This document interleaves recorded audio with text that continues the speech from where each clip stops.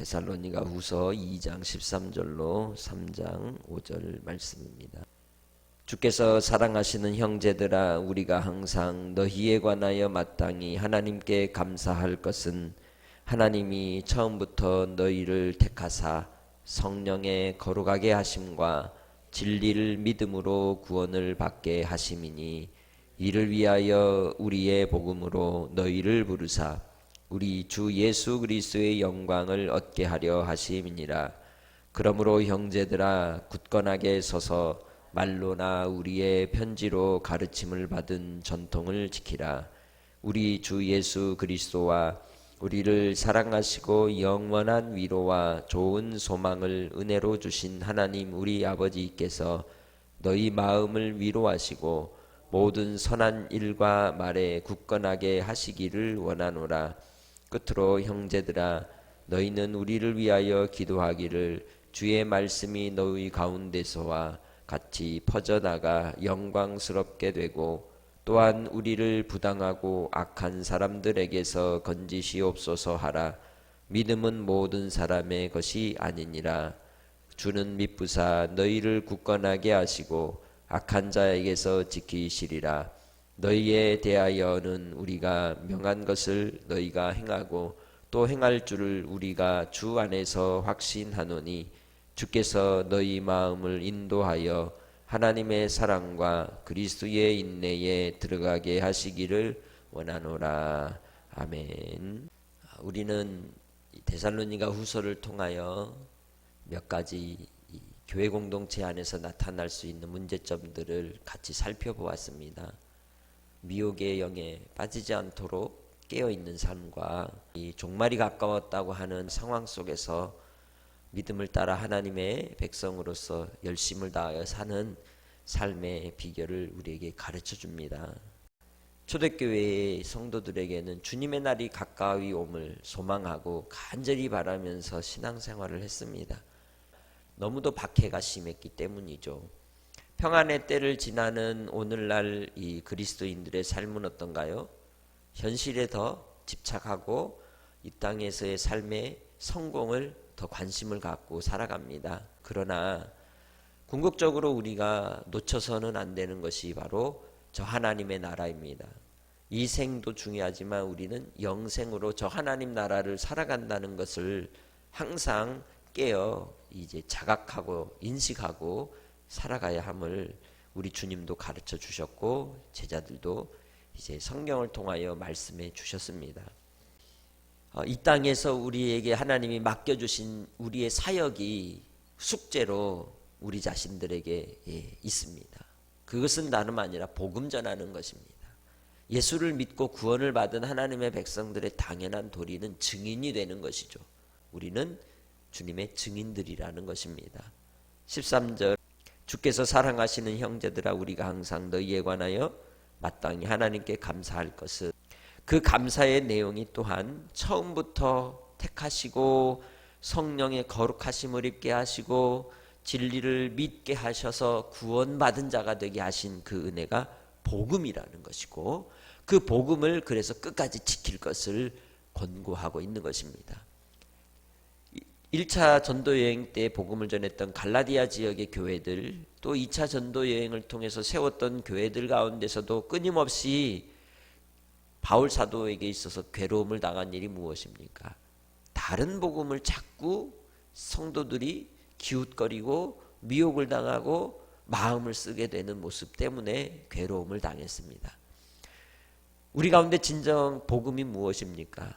예수 그리스도의 사람의 몸을 입고 오신 것과, 그리고 또한 우리를 위해 고난을 당하시고 죽으시고 부활하사 이제 하나님 보좌 우편에 계셔서 우리를 위해 중보하시고 마지막에 장차 심판해 주러 오실 것을 믿는 것입니다. 그 복음의 내용 속에서 우리도 주님의 말씀을 지키며 주님의 영광을 얻기까지 이제 증인된 삶을 살아가시기를 주의 이름으로 축복합니다. 그래서 우리는 이 주님의 일을 이룰 때 복음으로서 일해야 합니다. 우리는 제자로 주님이 부르셨습니다. 제자의 삶을 통하여 복음을 위해서 사역을 할 수 있는 성도들이 되시길 주의 이름으로 축복합니다. 믿음의 역사도 복음을 위한 것이요, 사랑의 수고도 복음을 위한 것이요, 소망의 인내도 복음을 위하여 우리를 부르신 그 주의 뜻을 이루기 위하여 행하는 바라는 것입니다. 그래서 교회 안에서 이루는 일들이든 또 교회 공동체의 소그룹 모임 속에서 혹은 기관의 모임 속에서 이루는 일들이든 그 중심은 복음이어야 하는 겁니다. 친교를 위한 모임일 수 없습니다. 교회 공동체는 반드시 복음으로서 부르신 그 영광을 위하여 공동체성을 이루어가는 것입니다. 그래야 그리스도의 몸이신 교회를 온전히 세워갈 수 있는 것입니다. 그렇기에 그 복음의 아주 중요한 원리는 낮아짐입니다. 낮아짐. 예수께서 우리를 위하여 낮아지신 것과 같이 우리도 낮아지는 자가 되므로 그 복음의 역사가 우리의 삶 속에서 이루어지는 줄 믿습니다. 나를 택하신 그 은혜를 따라 감사히 아는 것, 그리고 또한 그 부르심의 자리에서 하나님 앞에 충성하며 진리를 위하여 구원의 복음이 내 삶에, 내 사역의 현장에 이루어지는 그 영광을 바라보고 행하는 그러한 순종의 삶으로서 복음이 온전히 우리 가운데 이루어질 때 15절 우리를 주님께서 굳건하게 하시는 줄 믿습니다. 주의 말씀 안에 있을 때에 우리는 굳건하여지는 것입니다.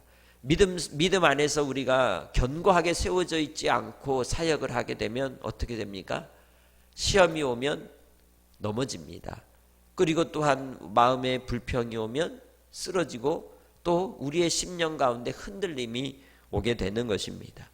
믿음에 있는 자는 견고히 세움을 입게 되고 주의 말씀을 지키는 자가 되는 것입니다. 복음은 지키는 것입니다. 수호하는 것입니다. 사수하는 것입니다. 방비하고 견고히 붙드는 것입니다.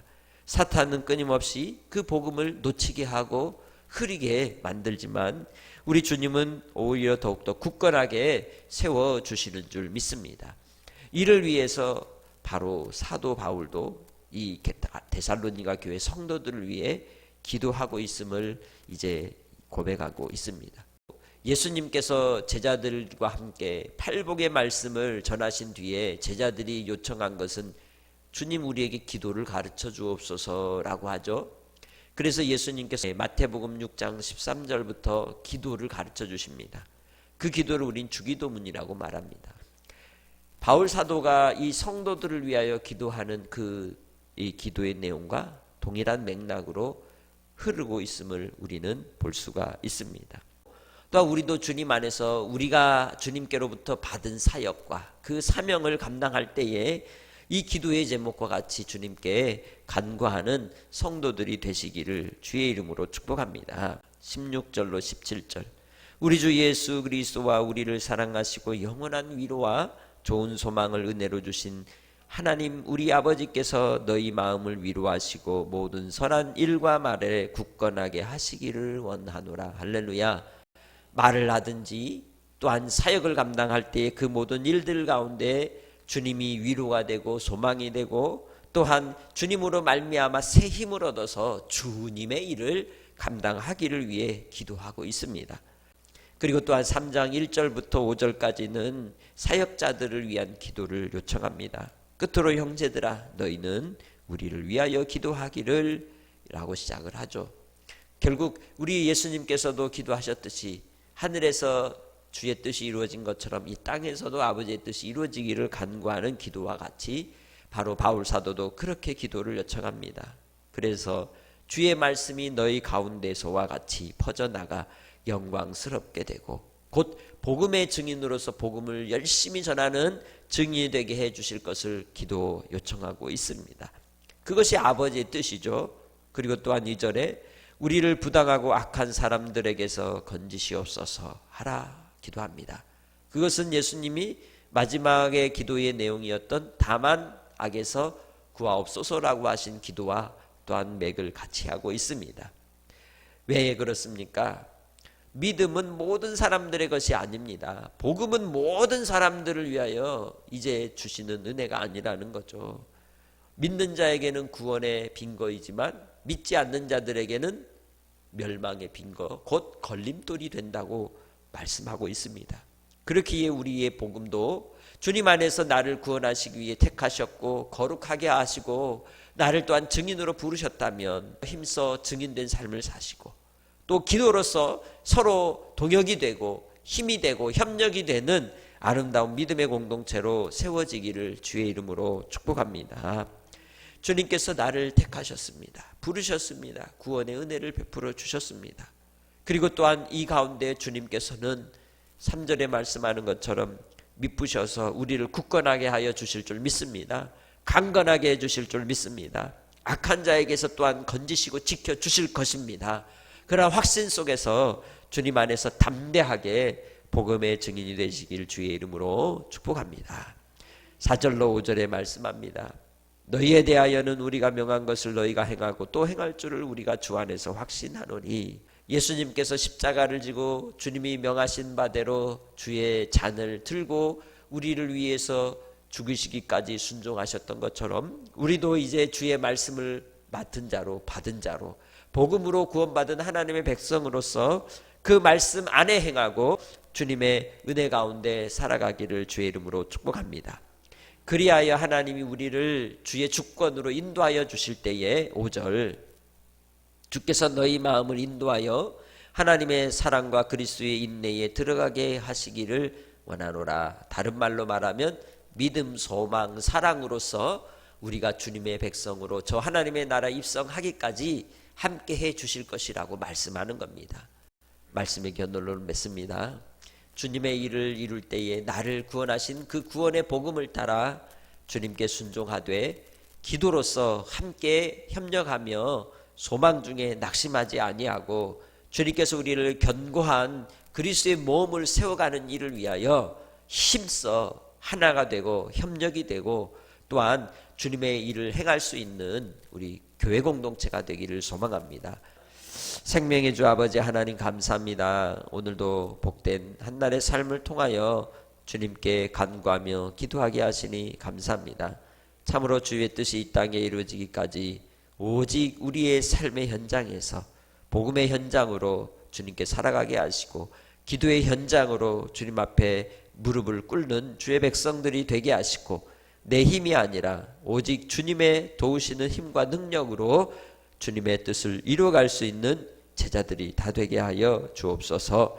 오늘도 한량없는 은혜를 따라 한날을 살아갈 때에 담대하게 하시고 아버지 하나님의 공급해 주시는 주님의 크신 사랑을 체험하는 한날이 되게 해주시고 간구하는 기도마다 들어응답하여 주실 아버지께 감사하며 예수님의 이름으로 기도합니다. 아멘.